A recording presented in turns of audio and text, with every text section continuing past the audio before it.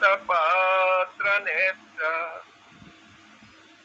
येन त्वया भारत तैलपूर्णः प्रज्वालितो ज्ञानमय प्रदीपः प्रज्वालितो ज्ञानमय प्रदीपः भवानी शंकरौ वंदे श्रद्धा विश्वास रूपिणौ याभ्यां विना न पश्यन्ति सिद्धा स्वान्तस्तमेश्वरम् ओम यं ब्रह्मा वरुणेन्द्र रुद्रमरुतः सुन्वन्ति दिव्यैस्तवैः वेदैः साङ्गपदक्रमोपनिषदैर्गायन्ति यं सामगाः ध्यानावस्थिततद्गतेन मनसा पश्यन्ति यं योगिनो यस्यान्तं न विदुः सुरासुरगणाः देवाय तस्मै नमः।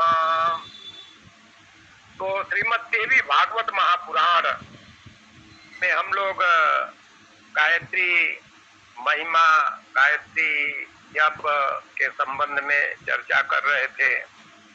आज संध्या काल में गायत्री जप का क्या फल होता है, इसको हम सभी श्रवण करेंगे। नारायण जी बोले, हे ब्राह्मण,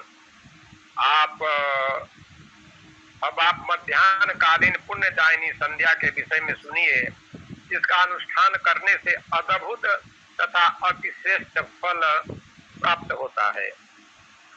युवावस्था वाली, श्वेत वर्ण वाली, 3 नेत्र वाली, हाथ में वर मुद्रा, अक्षमाला, त्रिशूल, अभय मुद्रा धारण करने वाली, वृषभ पर विराजमान, यजुर्वेद संगीता स्वरूपिणी, रुद्र के द्वारा उपास्य, तमोगुण से संपन्न, वर्लोक में स्थित रहने वाली तथा सूर्य को उनके मार्ग पर संचरण कराने वाली, सूर्य को उनके मार्ग पर संचरण कराने वाली महामाया गायत्री को मैं प्रणाम करता हूँ।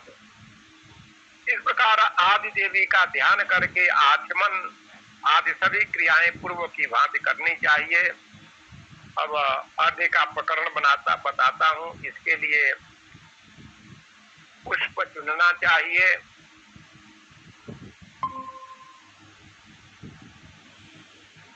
और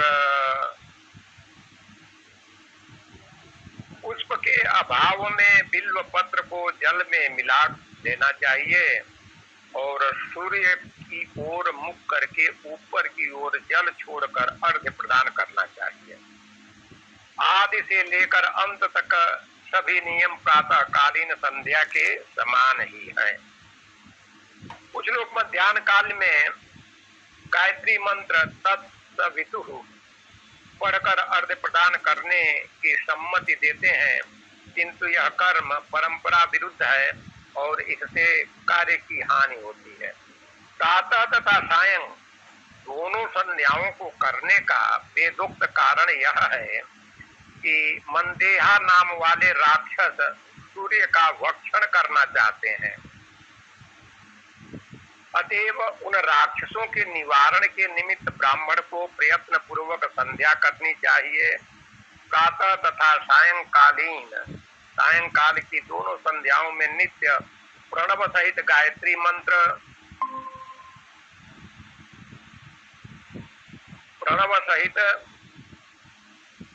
मंत्र से अर्घ्य के निमित्त जल का प्रक्षेप करना चाहिए, अन्यथा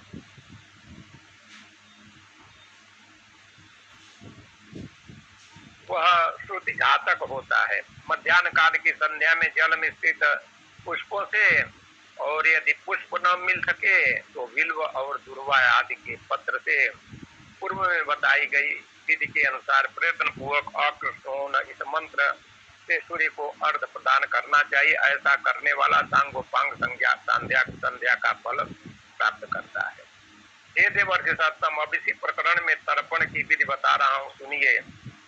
भुवः पुरुषम तर्पयामि नमो नमः, यजुर्वेदम तर्पयामि नमो नमः, मंडलम तर्पयामि नमो नमः।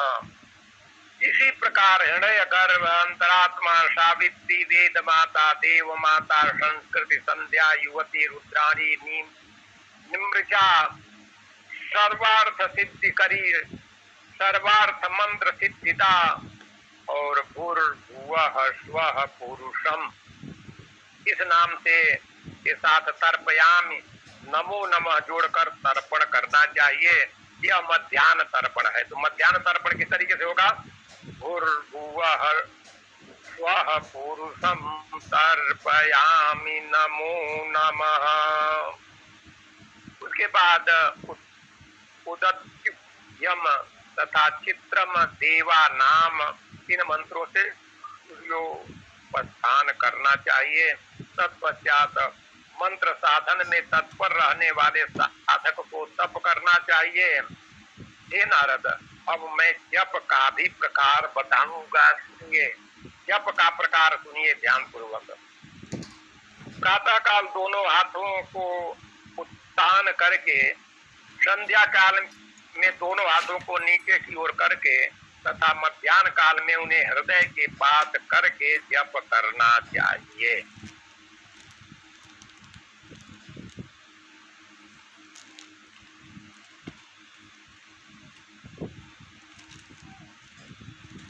अनामिका उंगली के दूसरे पर्व मध्य छोर से आरंभ करके कनिष्ठिका के आदि क्रम में तर्जनी उंगली के मूल पर्यंत करमाला कही गई है।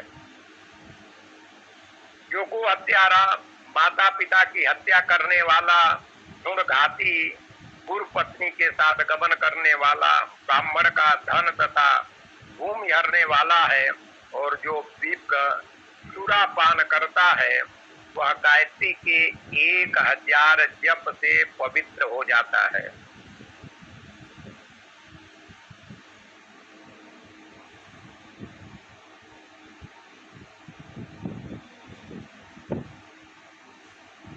गायत्री जप 3 जन्मों के मानसिक, बहुत ध्यान से सुनिएगा गायत्री जप को,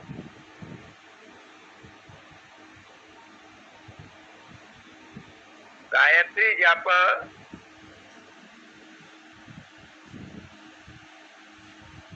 गायत्री जप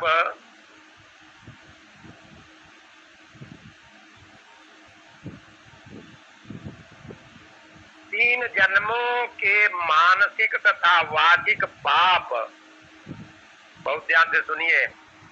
1000 गायत्री जप से क्या होता है वो आप लोगों ने सुन लिया।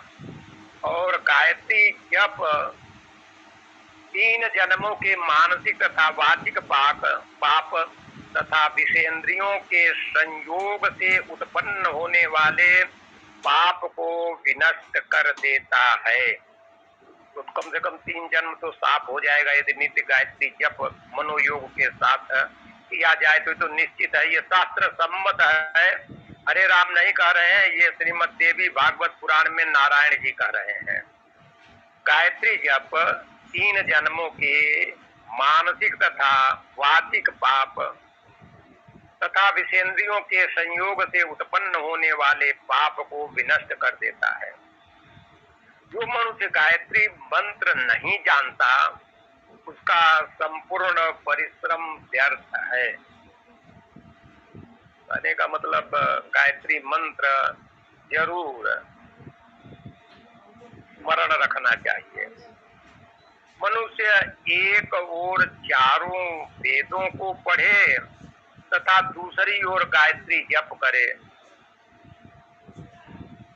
इनमें वेदों की आवृत्ति से गायत्री जप उत्तम है। चार तरफ एक वेद और तराजू के दूसरे पढ़ने में केवल मात्र गायत्री। यह मैंने आपको मध्याह्न संध्या की विधि बताई और अब ब्रह्म यज्ञ की विधि का क्रम बताऊंगा। तो ये क्रम अब अगले अध्याय में होगा। उसको हम लोग भगवती की कृपा रही, माता गायत्री की कृपा रही तो कल श्रवण करेंगे। और आज अष्टावक्र गीता जो हमें ज्ञान और वैराग्य तथा मोक्ष की बात विस्तार पूर्वक बतलाता है। और विस्तार पूर्वक अष्टावक्र गीता में विस्तार पूर्वक क्या बताया गया है कि साहब राजा जनक ने ज्ञान वैराग्य और मुक्ति की जिज्ञासा की कि हमें कैसे ज्ञान प्राप्त होगा, हमसे कैसे वैराग्य प्राप्त होगा और हमारी मुक्ति कैसे होगी। इसके जवाब में महर्षि अष्टावक्र जो है ज्ञान दे रहे हैं। तो सबसे पहले जो दूसरे सूत्र में ज्ञान दिया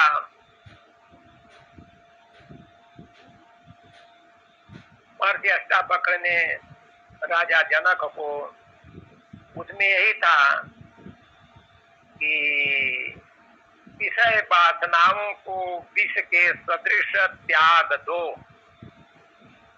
मुक्ति मिच्छत विषयान विषवत त्यज। विषय, बहुत ध्यान से, विषय वासनाओं को विष के सदृश, अरे विष और विषय में कोई बहुत अंतर नहीं है, विषय भी विष ही है। तो विष के सदृश ही विषय वासनाओं को विष के सदृश त्याग दो और क्या करो, क्षमा, दया, सरलता, संतोष और सत्य, ये 5 चीजें। क्षमा, दया, सरलता, संतोष और सत्य, इसको अमृत समझकर इसका सेवन करो, माने पालन करो। क्षमा आप लोग जानते ही हैं, दया भी जानते ही हैं, सरलता को थोड़ा सा सरल बनने का प्रयास करना चाहिए। सरलता तो जानते सभी हैं, लेकिन सरल होते नहीं हैं। हमेशा कुछ न कुछ हमारे किसी के भी मनुष्य प्राणी में कुछ न कुछ भीतर कपट होता ही है। हम भगवान के पास भी जाते हैं तो भी साहब कपट होता है। कुछ न कुछ इच्छा लेके जाते हैं, कुछ न कुछ भावना के साथ भीतर कुछ होता है, कुछ स्वार्थ होता है। तो ये सरलता नहीं है। और संतोष दीक्षा लाभ संतुष्टो, 8वां जथा लाभ संतोषा। लेकिन हमें संतोष कहाँ होता है, मिलता जाता है, मिलता जाता है, मिलता जाता है, लेकिन साहब थोड़ा और चाहिए, अभी और चाहिए। ये काम तो हो गया, लेकिन भगवान ये भी हो जाए तो अच्छा है, वो भी हो गया, नहीं ये भी हो जाए तो अच्छा है। लोग उसका जो है ना, कभी पूर्ति तो होती ही नहीं है साहब। तृष्णा की पूर्ति कभी होती नहीं है, कामना की पूर्ति कभी होती नहीं है। आज तक इस संसार में जब से सृष्टि बनी है तब से किसी की कामना की पूर्ति नहीं हुई है।